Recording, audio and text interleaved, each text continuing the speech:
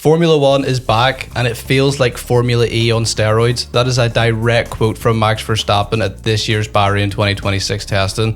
They seem to be having a lot of issues with this power split between the ICE and the energy. We've got 3 days of testing so far, Aaron. It was a little bit behind closed doors for us whenever we were watching it. Weren't getting too much footage out there, but we got some highlights and we were able to see the cars on track officially.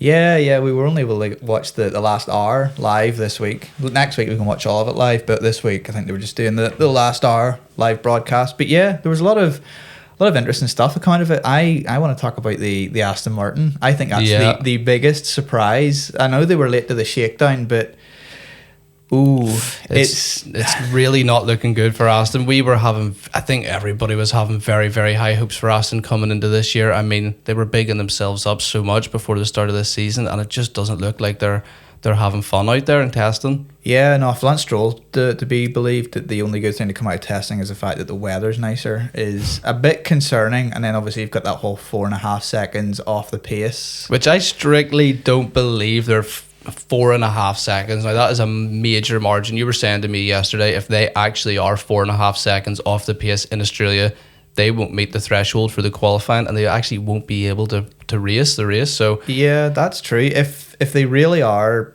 as far back as they say they are, all you need is like a particularly bad qualifying lap to not qualify the run at all. So scary things in the Aston camp already. It's not looking good for them, especially for how well they were bigging themselves up. But yeah, another thing, Ferrari are looking a lot stronger than we were expecting, which is very good. Them and Mercedes seem to be actually getting the most out of this testing, so they do. They seem to be running into the least amount of problems. McLaren, they had an engine failure on day 2, I believe it was, due to some electrical issues or something. But McLaren and Ferrari, they seem to be running pretty smoothly throughout this whole, even in Barcelona coming into Bahrain, they seem to be taking this very, very well.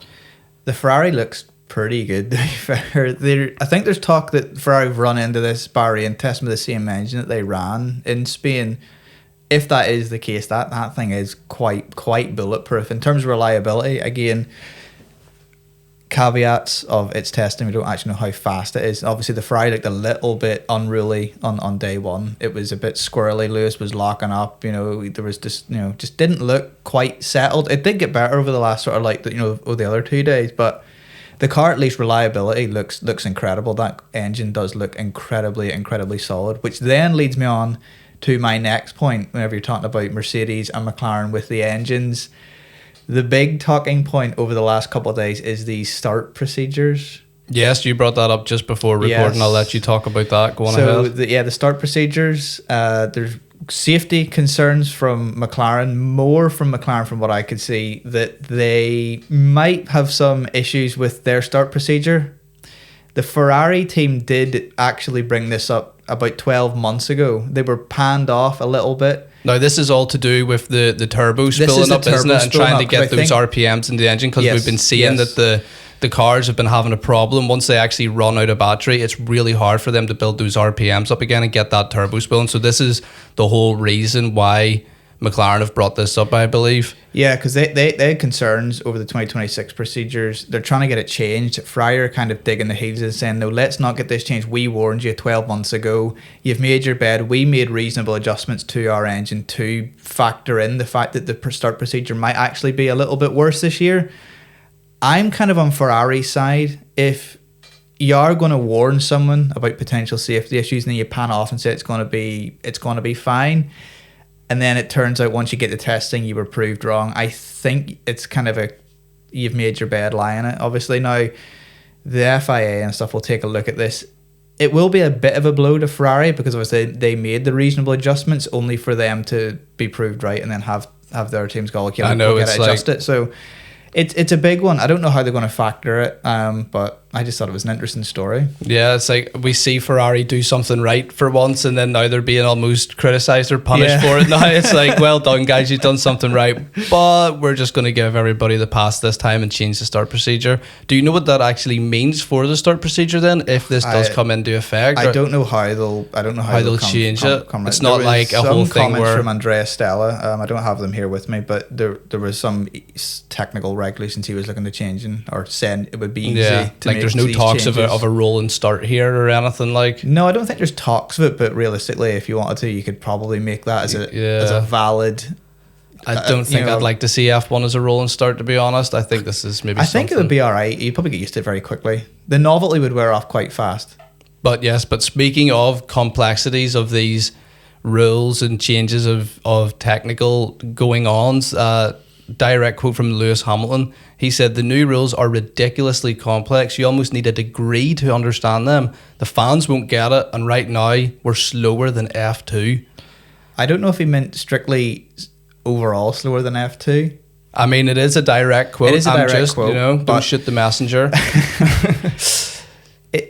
I think it is a wee bit complicated. Obviously, we'll get used to it. Maybe by 3-4 races, you'll have it worked out. You know what I mean?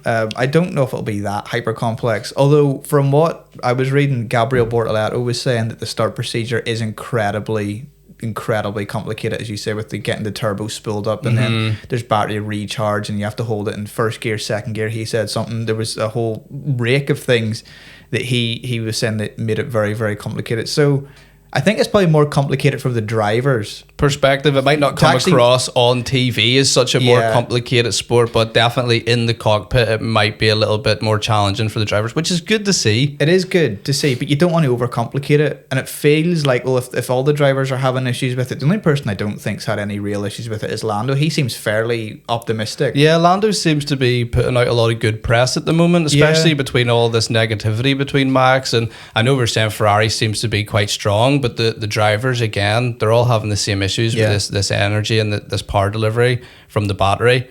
But yeah. And I suppose, speaking of the battery again, another thing we saw this week was the rapid rate at which the battery gets used up going down the main straight.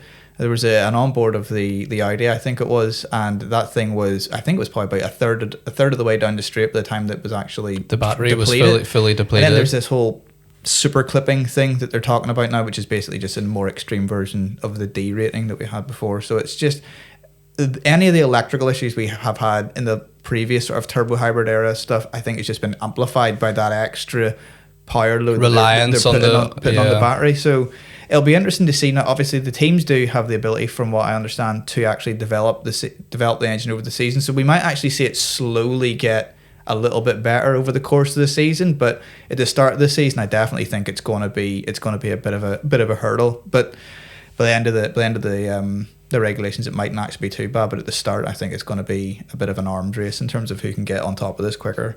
Yeah, definitely.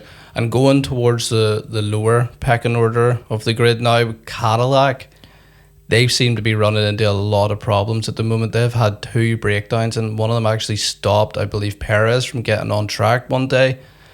It's not looking good for them at the moment. They do look quite disappointing. I thought that they were going to be maybe a little bit better than they were, or than they are. But as you say, as these sort of testing, you can sort of slowly see the picture coming into focus. They don't look particularly fast. They don't look particularly reliable. They seem fairly well drilled in terms of like operations, but I just don't think the package there, the car's not really there. The aero platform is a bit rudimentary looking. There's just, but then again, it's to be expected from a team that's first in F1. First year. Like, you just have to chalk it down to no experience. It's their first year on the grid. They've got so much to learn. There are going to be so many mistakes that they make, even though you still hire these people that have come from F1. You're putting them all together to start something new, and you're going to come into problems, and you're going to find road bumps along the way. So it is to be expected. But again, I didn't think it was going to be painted this bad already going into haven't even completed the second week of testing, and they're already running into so many issues already. Yeah, it is a bit concerning, but I think over the next couple of years, I think they'll be grand. They've got that massive GM backing. I can't really see them languishing at the back of the grid for too long. As you say, they've got the experience, they've got the people in the team. They'll obviously have the funding. It's just going to be a case of ironing out any issues and maybe implementing new processes. And as you say, it's a load of other people from other teams. Once they start being more cohesive and working together again as an actual team and they get to know each other, you'll start seeing the performance rise. At the start, it's always going to be rocky, but at least from the 2 new teams, between them and Audi, they do look to be a bit more on the back foot. And speaking of Audi, actually, Audi seem a bit more settled this week. A little bit more put together, yeah. And their radical redesign of the side pods. The insane side pod change. I couldn't believe it whenever I seen it. It looked like a completely different car. Very different car. And obviously we were expecting the Audi to change, and the Audi looked quite sleek at that launch. It looked quite sleek in Barcelona.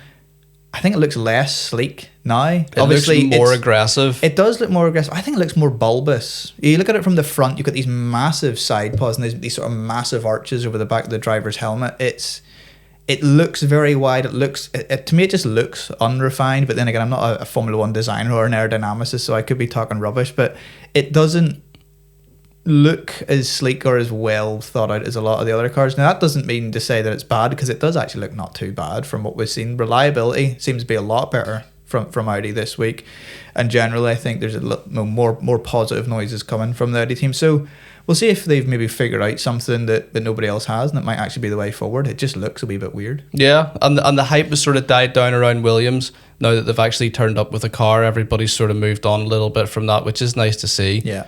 I think they're just sort of taking testing day by day. Don't seem to be nothing too crazy coming out of that camp. I think we'll get to see more of them next week, but that's about it for the first week of testing. Yeah, I suppose the only other thing is Haas, pretty quiet. Elite, putting in good numbers with that Ferrari engine, obviously collecting a lot of the data, and then the Alpine, pretty average, unremarkable, nothing crazy there. They've had a couple issues, but as you say, they're not really that. Yeah, not really logging on there. The closer we get the closer we get to Australia, the more we'll see from all the cars. And again, it's a little bit harder to see the back of the grid whenever you're trying to get highlights from testing and stuff and things like that, and you haven't got the full coverage where you have that access to watch who you technically want. But yeah, I think that'll just one more thing. I don't think we've quite talked about the Red Bull. They look interesting, I think. Okay. With their battery deployment, there's rumors that they're not terribly quick over a lap, but their long run pace and the way they're able to manage that battery deployment is quite good. So that's a surprising thing from the Red Bull. That engine looks quite good. Mm-hmm. We'll see how it is whenever it comes to Australia, but at the minute it's incredibly surprising. And I think it caught a lot of the other teams out. It caught Mercedes out, and I think it caught Ferrari. I don't think they were expecting it to be quite so good. So we'll see what that is. And obviously Max isn't happy with it, but the general consensus is Red Bull seem good. But then again, the top four teams are all saying each other are better than each other. I think if you probably asked any of them, they'd all say they were fourth best. So yeah, decent. I think that'll just about wrap us up then. Well, yes, that is the first week of F1 testing, what we learned. And if you want to see more videos from us, hit that subscribe button to join our pit wall and give us a wee like, and we'll see you in the next one. Cheers. Bye.